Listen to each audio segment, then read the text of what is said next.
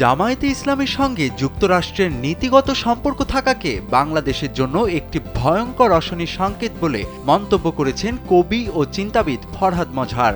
শুক্রবার রাজধানী জাতীয় প্রেসক্লাবে আয়োজিত এক আলোচনা সভায় তিনি এই মন্তব্য করেন। ফরহাদ মজহার বলেন, সাম্প্রতিক আন্তর্জাতিক ঘটনা প্রবাহে জামায়াতের অবস্থান ও ভূমিকা গভীরভাবে পর্যবেক্ষণের প্রয়োজন রয়েছে। বিশেষ করে গাজা পরিস্থিতিতে ও তথাকথিত স্টেবিলাইজেশন ফোর্স ইস্যুতে জামায়াতের নীরবতা উদ্বেগজনক। তার মতে এতে বোঝা যায় যে যুক্তরাষ্ট্রের সঙ্গে দলটির নীতিগত বোঝাপড়া রয়েছে।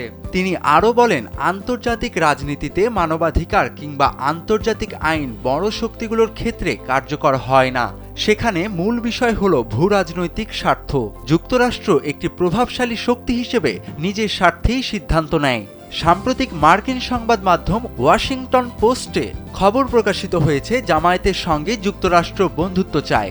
ওই প্রতিবেদনে বলা হয়েছে, ক্ষমতায় যেতে পারলে জামায়াত যদি বাংলাদেশের শরিয়া ভিত্তিক কিছু চাপিয়ে দেয় কিংবা যুক্তরাষ্ট্রের পছন্দ না হয় এমন কোনো পদক্ষেপ নেয়, তাহলে দেশটি কী ব্যবস্থা নেবে সেসবও ভেবে রেখেছেন কূটনীতিকরা।